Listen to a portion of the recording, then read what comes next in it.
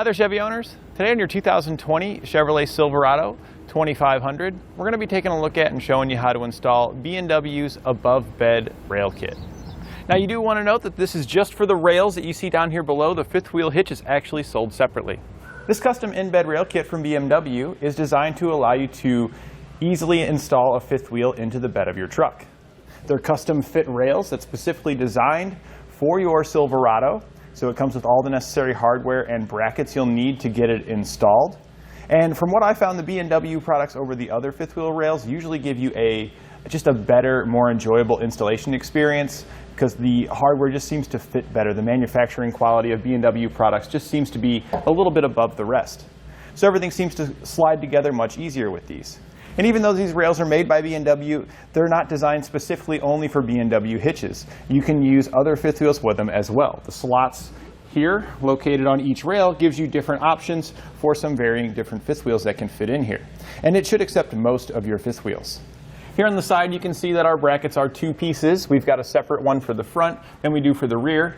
And we've got the same set of brackets on the opposite side. And these will allow us to have a nice solid attachment point for the rails above the bed to secure to and securely attach to our frame. Now that we've gone over some of the features, why don't you follow along with me and we'll show you how to get it installed. We'll begin our installation by setting up our rear rail. You'll find the measurements in your instructions on where to place it, the distance from the bed of your truck at the rear to where the rail goes. This is going to vary depending if you have a long or a short bed. We currently are going to be working on a short bed, so we're going to be using those measurements. I've already got it set in place. One thing you want to look at when you're doing your measurement, it needs to be from this point here. You don't want to measure from the tailgate, you want to measure from the end of the bed. Once you've got it measured the right distance, you also want to center it in the middle of the vehicle, which is pretty easy because you can see the squares here. These are going to line up with your middle raised section here. But you can also measure to ensure you've got it perfect. Now that we've got it set into place, we're going to mark our holes that we're going to be drilling out. So we're going to go in to our third hole here on the raised section, so not these two outer ones. We're going to mark it right in the center, and we're just using a center punch. You can use your drill bit if you want, like a small pilot bit, but if you can use a little center punch here to just ping it and mark the center. We're then going to mark the one on the other side of the rail in the same location from the edge. We'll then go to the middle, and we're going to mark the one towards the rear of the truck. We don't need to mark the one closest to the front. And on the other side, we're going to mark the same holes. We can then drill out our pilot holes first, just to make sure that we're in the correct location. You'll want to use a smaller bit when doing this, like a 1/8 inch drill bit. And the holes that we had marked with our center punch, we're just going to drill through.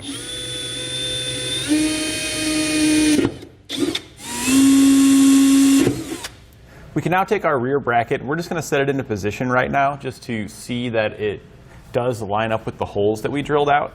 They should line up with the slotted ones here on top. And this is going to slide on the frame just like this, and these holes here should line up with holes in the frame. And we want this curved edge to kind of curve up over this large cross tube. This is the rear of the vehicle on this side. So we're just going to kind of just set this in position here, and then we're going to take a look underneath straight up and make sure that those pilot holes did line up with our bracket here. So we can now go ahead and get this side bracket mounted into place. We can now take one of the coiled wires that comes in our kit right here. We're going to take the non-coiled end, and we're going to go from inside the frame, because we're underneath the vehicle now. We're going to go through the hole that's in the side of the frame here. This is just on the other side of the holes that lined up with our bracket when we were holding it up there. And this is just going to push straight through and come out those holes that we were lining up with our bracket. Now the hole can be a little difficult to see. It's located just above the wiring harness here. The wiring harness does kind of cover up part of it, but that's not too big of a deal. We can work around that. The hard part really is just getting the other end of our coiled wire to line up with the much smaller hole on the other side.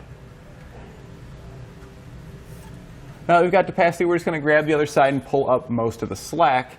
And once we've got that pulled up, we're going to take the locking bracket that comes in our kit and the single square hole here by itself. We're going to slide our coiled end through that. And then we're going to thread our carriage bolt onto the coiled end. We can then go push this hardware now into that hole into the frame. And once you push it in, you're just going to pull the fish wire here until your bolt pulls through. Now that we've got this one in place, we're going to prepare our second bolt here. And this one, you're just going to thread it right onto our coiled end. And then if we look down here at our lower hole, we need to, our carriage bolt here, when it's pulled through, if we twist it, we can actually move that bracket inside of there. And we need to line up the square hole that lines up with that lower hole. And then we're going to feed our fish wire through that locking bracket and then out this hole. There's another access hole on the other side that's large that your bolt can pass through, just like our upper hole here. So we're just going to hold those into position, line those up, and then feed this through until it comes out the other side. This can be pretty tricky here, especially on our driver's side, because our shock is kind of like right in the way. But with careful aim, you should be able to get through there. And then we can feed our carriage bolt in through that hole. And then pull it until it comes out through this hole as well. Now back on the other side here, we can unthread our coiled ends. Make sure you keep pressure on the bolt so it doesn't fall back inside the frame. Then we can thread our retaining nuts on, and this is just going to ensure that our carriage bolts stay in place and can't push back in the frame while we're getting our brackets lined up. We're going to do the same thing on the lower bolt. We can then take the square-shaped spacers that come in our kit, slide those over our carriage bolts. We'll then slide our bracket into position.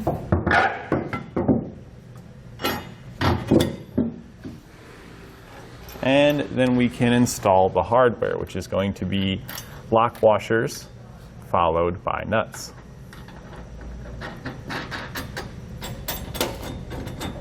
And we're just going to leave these loosely installed at this time. So that way they do have a little bit of play in them, so we can ensure we can get our hardware fed in from the top down when we get to that point. So you can go ahead and get your rear bracket installed on the other side in the same way. On our passenger side, before we put our bracket in place, there's a heat shield right here, and it's going to cover up the bolts that pass down through the bed, so we won't be able to access them to tighten them down. There's just a single bolt here on top, so we're going to use our 13mm wrench. You can potentially fit a socket in here as well, as long as it's a nice shallow socket. And we're just going to remove this one bolt, and that's going to allow us to bend this heat shield out of our way. The heat shield that was on top of the frame, you can see it here. I just bent it up over on top of itself and bent it back out of the way. You want to just make sure that the pilot holes you had drilled out, that you can see straight down through them, because our bolts are going to pass down and we need to get our hands up in this area here to be able to secure it to our truck bed. There's also going to be a heat shield covering up one of the bolts for your front bracket here on the passenger side, so you'll want to also bend that one out of the way as well. For our front brackets, they install fairly similarly, but there are some slight differences depending on your vehicle, whether or not you have weld nuts in the frame or not. And we're looking at these two holes here. So this is just in front of our tire. We've got those holes, and this is our access hole here. If you have weld nuts, then there's going to be solid tubes that run through here with the weld nuts in them, so you won't be able to feed any hardware in. If you do not have weld nuts there, then you can use that access hole to feed in your carriage bolts.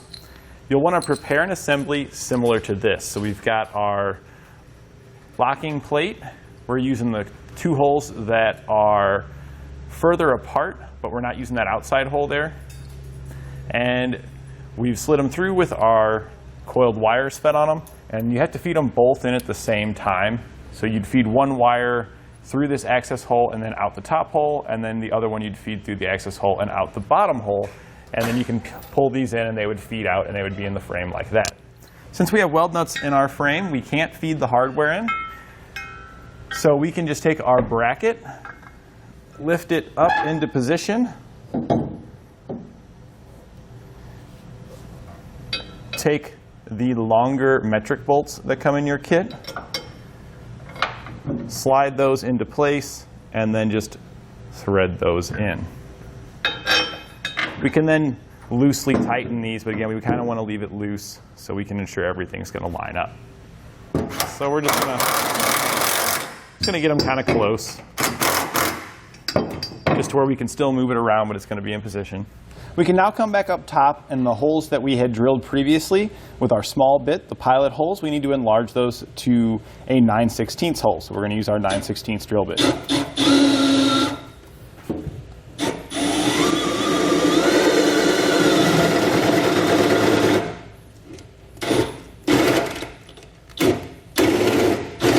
Once you've got that one drilled out, we're going to repeat that for the remaining pilot holes that we had made. With all of our holes drilled out, we can clean up any metal shavings we got. And then we're going to put a little bit of clear coat on the hole there just to prevent any kind of corrosion. We're going to do that for all the other holes as well. We can then set our mounting plate back into position here, our rail. Line it up with the holes, and then take our carriage bolt and drop those down through the holes. The carriage bolts do get a little stiff right where the square head is, where it passes through the rail. That's just due to the powder coating that's on our rail, so you might have to tap it into place just to get it to get past that powder coating that was built up on there. Now on the underside of the vehicle, we can secure our hardware. You'll receive some spacer plates that have a notch cut out in them. These are going to go wherever the corrugation is raised here, and that's going to ensure it doesn't collapse when we go to tighten it down. So that's going to go on first, followed by a spacer plate, then a lock washer and a nut.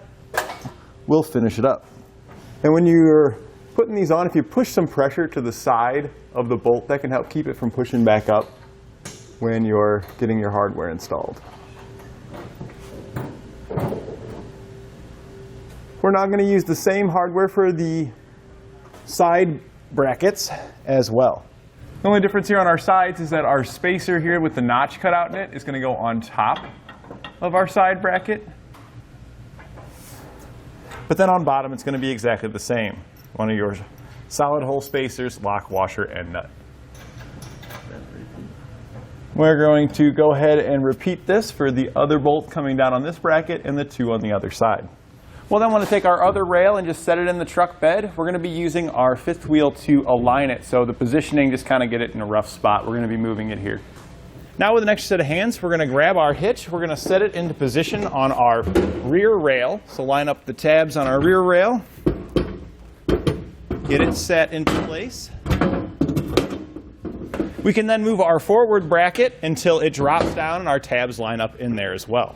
Now it doesn't matter which fifth wheel you have. We're using the Patriot 18K, but it's important that you're using the fifth wheel you plan on using in your truck because we're setting up the distance and everything for that specific fifth wheel. We can now take the pins that come in our kit that secure our fifth wheel to the rails. We're going to slide it through till it comes out the other side, and then we'll secure it with the included clip. We're going to do this for the remaining ones, and this is just going to ensure that when we get our rails installed that we can easily slide our pins in and out. You don't have to put the pins in here, but you will likely find yourself having a difficult time getting those pins in and out.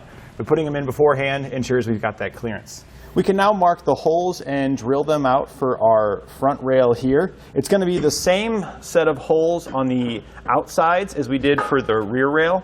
The only thing that's going to be different is our center hole. We did the one towards the rear of the truck on the rear rail. We're going to be using the one towards the front of the truck in the middle on our front rail.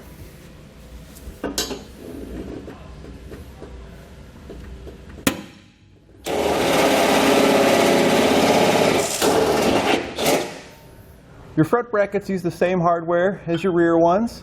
The fuel tank being in the way does make it pretty difficult. You are going to be cursing at this one, but just keep at it and you'll be able to slide it on there and get everything started. For this last one, I highly recommend you use an assistant because underneath you can get under there and slide your spacer and stuff on, but then it's real hard to hold that up there and thread the nut on after you're trying to hold all that together. But if you can get an assistant on the outside, they can take a screwdriver here through this opening and just kind of pry down, and that'll hold that spacer and washer up, so that way the nut can easily be thread on there. We can now go back and tighten down our hardware. Our rear brackets and all the hardware underneath the bed here is going to tighten down with a 19mm socket. Some of our tighter bolts here, where you don't have as much clearance, you may need to use a wrench on. We're still using a 19 down here. And for our front brackets, we're going to be using a 16 millimeter. And this is only going to be a 16 if you have weld nuts. If you had to use the fish wire bolts, they'd still be a 19.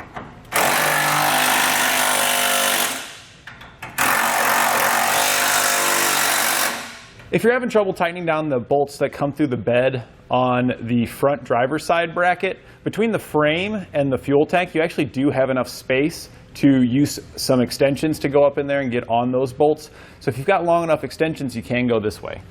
We can then go back and torque our hardware to the specifications found in our instructions. We'll start with the underbed bolts first, and then our side frame bolts.